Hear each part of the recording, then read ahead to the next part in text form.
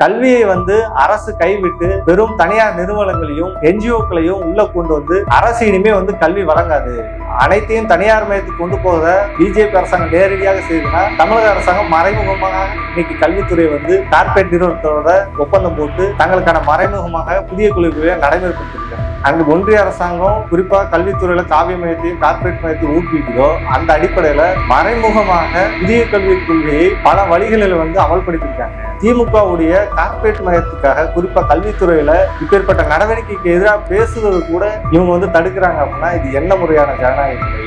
அனைவருக்கும் வணக்கம். இந்த வீடியோல எதை பத்தி பார்க்க போறோம் அப்படின்னா 30ஆம் தேதி தனியார் கல்வி நிறுவனம் கூடிய சங்கம் நடத்திய ஒரு நிகழ்ச்சியில தமிழ்நாடு கல்வித்துறை அமைச்சர் அன்பில் மகேஷ் பொய்யாமொழி கலந்துக்கிறார். அந்த நிகழ்ச்சியில கலந்து கொண்டு அவர் பேசிய பேச்சு தான் இன்னைக்கு சமூக ஊடகமாகட்டும் இல்ல தமிழ்நாட்டில் இருக்கக்கூடிய கல்வித்துறை சார்ந்த ஆசிரியர்கள் மற்றும் ஜனநாயக சக்திகள் மத்தியில பெரும் விவாதத்தை ஏற்படுத்தும். அதை பத்தி தான் அந்த வீடியோல பேச போறோம்.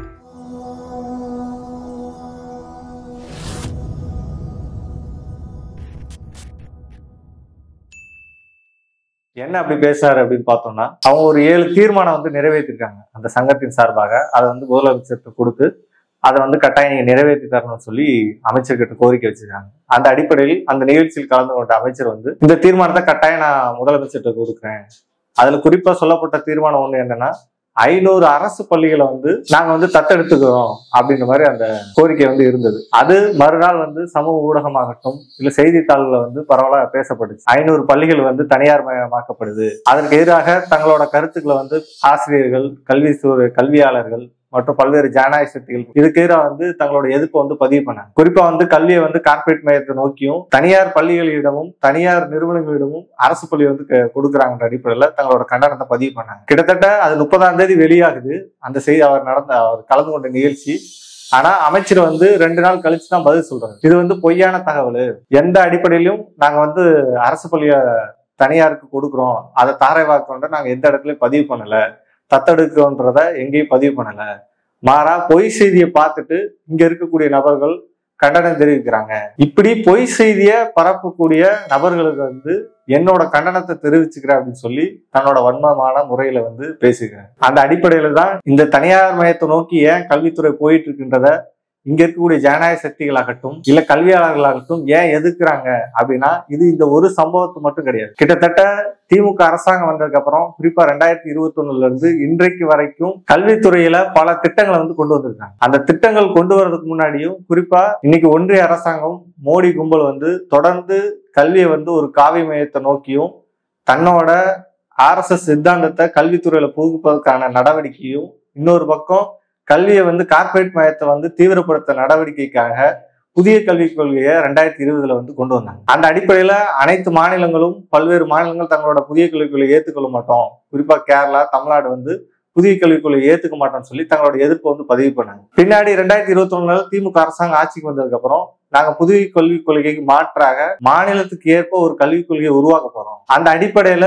அது தமிழ்நாடு மக்களுக்கும் இங்க சமூக நீதியை நிலைநாட்ட போவதாக அறிவிச்சாங்க. அந்த குழுல கிட்டத்தட்ட பல நபர்கள் அந்த குழுல கல்வியாளர்கள், நீதிபதிகள், ஓய்வு பெற்ற நீதிபதிகள்லாம் அந்த குழுல இருந்தாங்க. அதுல குறிப்பா ஜவஹர் நேசன் அந்த குழுவோட உறுப்பினரா இருந்தார். அவரும் கொஞ்ச நாள் அந்த குழுல டிராவல் பண்ணிட்டு குறிப்பா புதிய கல்விக் கொள்கைக்கு எதிராக இருக்கக்கூடிய நபராக இருந்ததுனால தமிழ்நாட்டு மக்களோட இங்க படிக்கக்கூடிய தமிழக மாணவர்களோட கல்வியை போதிக்கும்படியாக அவர் செயல்பட்டு இருந்ததுனால அவரு தன்னோட கருத்துக்களை அந்த குழுல பதிவு பண்ணியிருக்கிறாரு. ஆனா எந்த ஒரு கருத்தையும் அந்த குழு ஏத்துக்கல. குறிப்பா அவரு ஒரு காலகட்டத்துக்கு மேல மன உளைச்சல் ஆயிட்டு நான் இந்த குழுல இது நீடிக்க மாட்டேன், என்னோட பதவி நான் ரிசைன் பண்றேன்னு சொல்லி குறிப்பா அதுல 2 விஷயத்த அவர் பதிவு பண்றாரு. மாநில கல்விக் குழுவை அமைக்கப்பட்ட இந்த குழு முழு அதிகாரமும் IAS அதிகாரிகள் எங்களை நிர்பந்திக்காங்க. குறிப்பா புதிய கல்விக் கொள்கைய நீங்க அமைக்க போற குழுவுல மறைமுகமா எப்படிலாம் திணிக்கணும், குறிப்பா வணிகத்தையும் கார்பரேட் நிறுவனங்களோட ஆதிக்கத்தையும் அந்த நீங்க அமைக்கக்கூடிய கொள்கையில இருக்கணும். அந்த அடிப்படையில நீங்க அமைக்கக்கூடிய ஒவ்வொரு சீர்திருத்த நடவடிக்கை அதுல இருக்கணுன்ற மாதிரி எங்களை நிர்பந்திக்காங்கன்னு சொல்லிட்டு அவர் தெளிவா கூறுறாரு. அது மட்டும் கிடையாது, இந்த பிஜேபியோட ஆதிக்கம் இந்த குழுல இருக்குது, அதனால நான் இதுல வெளியில வர்றேன் அப்படின்னு சொல்லி முதலமைச்சர்ல இருந்து இன்றைக்கு இருக்கக்கூடிய கல்வித்துறை அமைச்சர் வரைக்கும் தன்னோட கருத்தை பதிவு பண்ணி அதற்கான பதிலை இப்போ வரைக்கும் அன்பில் மகேஷோ இல்ல முதலமைச்சரோ அவர் ரிசைன் பண்ணதுக்கான எந்த ஒரு காரணத்தையும் சொல்லல.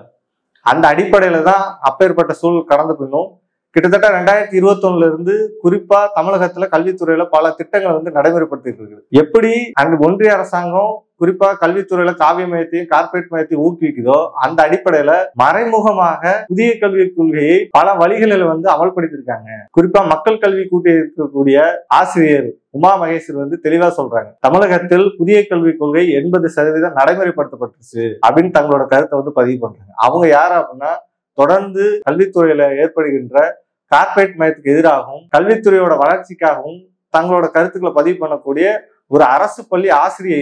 அவங்கதான் தொடர்ந்து இதுக்கான கருத்துக்களையும் குறிப்பா புதிய கல்விக் கொள்கையை வந்து தமிழ்நாடு அரசு தீவிரமா அமல்படுத்தி இருக்குது. இதற்கு எதிரான நடவடிக்கையும் நாமெல்லாம் ஒண்ணு சேர்ந்து போராடணும். பல மாணவர் அமைப்புகள், பேராசிரியர்கள், கல்வியாளர்கள்லாம் வச்சு பல்வேறு கோரிக்கைகளை முன் வச்சு தங்களோட கருத்துக்களை வந்து பதிவு பண்ணிட்டு இருக்காங்க. ஆனா அப்பேற்பட்ட ஆசிரியை வந்து நீங்க வந்து அரசுக்கு எதிராக செயல்படுறீங்கன்னு சொல்லி கிட்டத்தட்ட 2 மாதத்துக்கு முன்னாடி அவரை வந்து பணி நீக்கி சஸ்பெண்ட் செய்யறாங்க. அது கல்வியாளர் மத்தியிலும் ஆசிரியர் மத்தியிலும் பெரும் எதிர்ப்பு வந்ததுக்கு அப்புறம் அவரோட சஸ்பென்ஷனை நீக்கி மீண்டும் அவர் வந்து கல்வித்துறையில வந்து ஜாயின் பண்ண வைக்கிறாங்க. இந்த அடிப்படையில் திமுகவுடைய கார்ப்பரேட் மயத்துக்காக குறிப்பா கல்வித்துறையில இப்பேற்பட்ட நடவடிக்கைக்கு எதிராக பேசுவது கூட இவங்க வந்து தடுக்கிறாங்க அப்படின்னா இது என்ன முறையான ஜனநாயக முறை?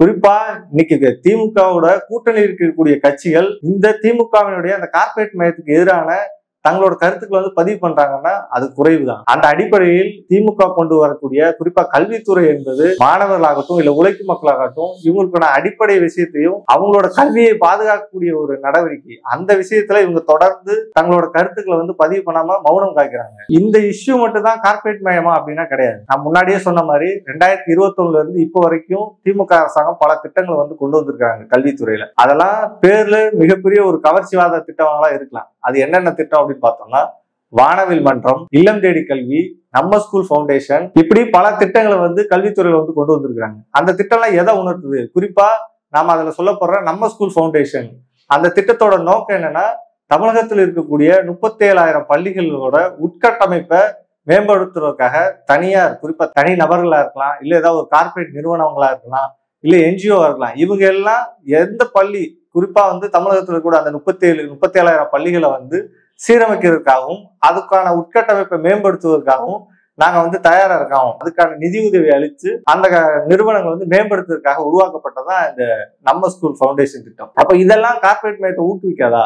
இதெல்லாம் தெளிவா எதை உணர்த்துது அப்படின்னா, பல்வேறு கல்வியாளர்களாகட்டும் இல்ல ஆசிரியராகட்டும் தெளிவா என்ன சொல்றாங்க, இந்த மேலும் மேலும் கல்வித்துறையில இப்படிப்பட்ட கவர்ச்சிவாத திட்டங்கள்லாம் வெளி நபர்கள் குறிப்பா கார்ப்பரேட்டோ இல்ல என்ஜிஓக்களோ இல்ல தனி நபர்களோ உள்ள கொண்டு வருது எதை உணர்த்துறது அப்படின்னா, அரசு என்பது கல்வித்துறையை விட்டு தங்களை வந்து அரசு இனிமே வந்து கல்வியை கொடுக்காது, அரசால கொடுக்க முடியாது, இது என்ஜிஓக்களாலையும் இல்ல கார்ப்பரேட்டாலையும் தான் இந்த கல்வியை வந்து இனிமே ரன் பண்ண முடியும் அப்படின்ற நிலைமைய மறைமுகமா சுட்டி காமிக்கிறதா இது இருக்குது அப்படின்றத பல கல்வியாளர்களும் ஆசிரியர்களும் சொல்றாங்க.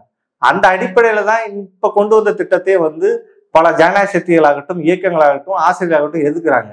அந்த எதிர்ப்பை கூட சகிச்சு கொள்ள முடியாம இந்த இப்படி கண்டிக்கவங்களே வந்து நான் கண்டிக்கிறேன்னு சொல்றது எந்த விதத்துல நியாயமானது? நம்ம ஸ்கூல் திட்டம் மட்டுமா அப்படின்னா அது மட்டும் கிடையாது. கல்வித்துறையில் டிஜிட்டல் மயத்தை நோக்கி கொண்டு போவதற்கான ஒரு நடவடிக்கையாக பல திட்டங்களை வந்து நடைமுறைப்படுத்திட்டு இருக்காங்க.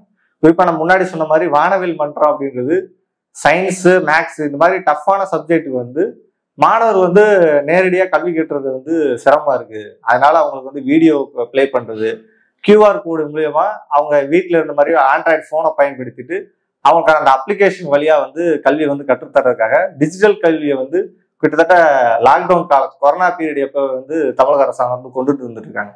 அந்த அடிப்படையில மேலும் வந்து கல்வித்துறை வந்து டிஜிட்டல் மயமாத்த நோக்கம் வந்து நம்ம கொண்டு போகணும். இனிமே வந்து கல்வி என்பதே அறிவியல் பூர்வமாக இருக்கணும், இன்னொரு பக்கம் வந்து டிஜிட்டல் மயத்தை நோக்கி இருக்கணும். அதெல்லாம் நம்ம வந்து வரவேற்கத்தக்க மாதிரி தெரியலாம்.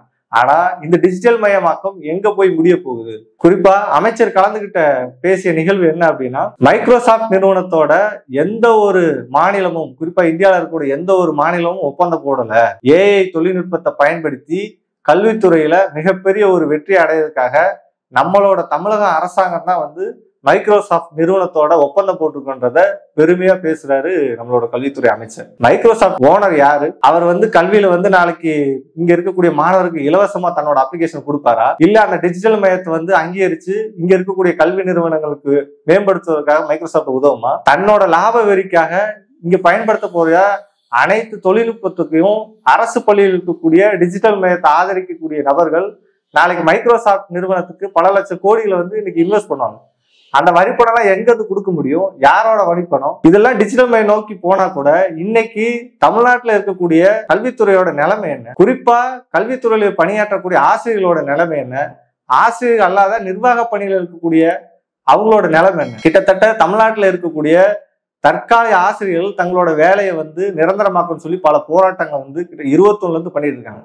திமுக அரசாங்கம் 2021 தேர்தலுக்கு முன்னாடி தங்களோட வாக்குறுதியை வந்து தெளிவா சொல்லியிருக்கிறாங்க. நாங்க வந்து பணி நியமனம் வந்து செய்வோம், தற்காலிக ஆசிரியர்கள் வந்து பணி நிரந்தரம் செய்வோம்னு சொல்லி தங்களோட தேர்தல் அறிக்கை கூறின அடிப்படையில கிட்டத்தட்ட 3 வருஷமா ஒவ்வொரு இயர் முடியும் போதும் ஆசிரியர்கள் வந்து கல்வித்துறை அலுவலகத்தை வந்து போராட்டம் பண்ணிட்டு இருக்காங்க. இதெல்லாம் எதை உணர்த்துது? அது மட்டுமானா தமிழ்நாட்டில் இருக்கக்கூடிய பல கல்வி நிறுவனங்கள்ல ஆசிரியர்களோட பற்றாக்குறை இருக்கு. குறிப்பா தமிழ் இந்த மாதிரியான தமிழ் இங்கிலீஷ் போன்ற பாடத்திட்டத்தை நடத்துறதுக்கான ஆசிரியர் பற்றாக்குறை இருக்கு. இன்னொரு பக்கம் தமிழ்நாட்டுல எக்ஸாம் எழுதி பாஸ் ஆனா பல பேர் வந்து தங்களோட வேலைக்காக காத்துட்டு இருக்கிறாங்க. அவர்களுக்கெல்லாம் பணியை வந்து அமர்த்துவதற்காகவும் தற்காலிக பணியில இருக்கிறவங்களை நியமனம் செய்வதற்கான நடவடிக்கை வந்து கல்வித்துறை சார்ந்து ஏதாவது செஞ்சிருக்காங்களா? அது அல்ல.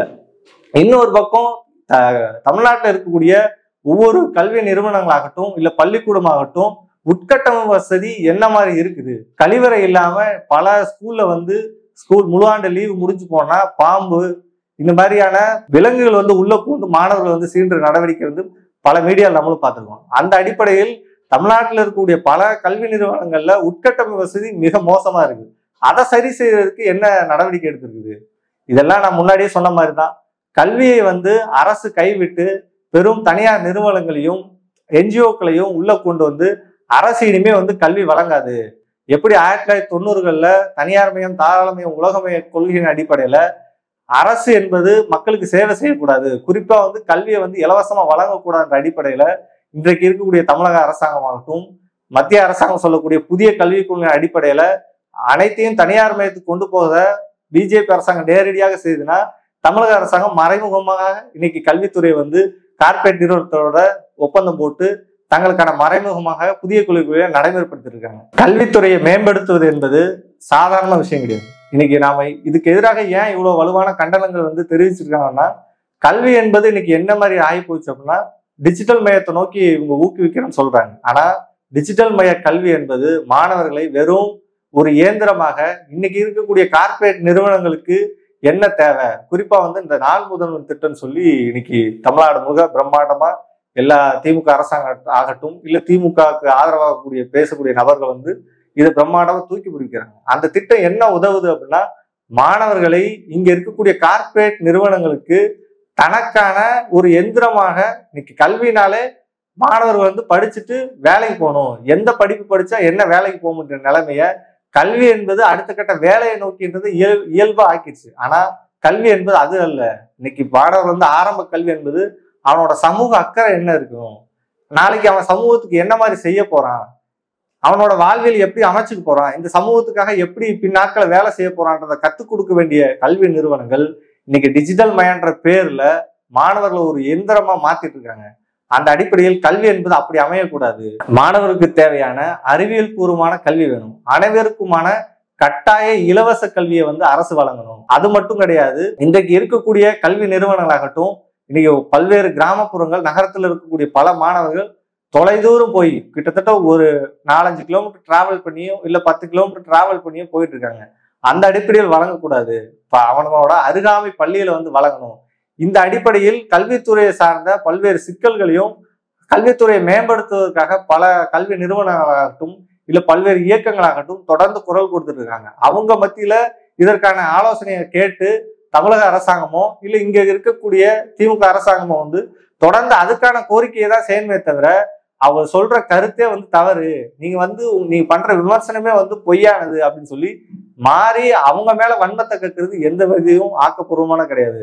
அந்த அடிப்படையில் மாணவருக்கு தேவையான தீர்வு என்பது கட்டாய இலவச கல்வி, அவர்களுக்கான அறிவியல் பூர்வமான கல்வி, அவர்களுக்கு தேவையான பக்கத்து அருகாமையில் உள்ள கல்வி. இதுதான் வந்து ஒரு மாணவ சமுதாயத்தையோ இல்ல இந்த ஒட்டுமொத்த சமூகத்தையோ அடுத்த கட்டமா நகர்த்தி போகும். அவனோட சமூக அக்கறையும் வந்து அடுத்த கட்டமா கொண்டு போமே தவிர இவர்கள் சொல்ற இன்னைக்கு இருக்கக்கூடிய இந்த புதிய கல்விக் கொள்கையோ இல்ல திமுக நடைமுறைப்படுத்தி இருக்க கவர்ச்சிவாத திட்டங்களோ ஒருபோதும் கல்வித்துறை மேம்படுத்தாது.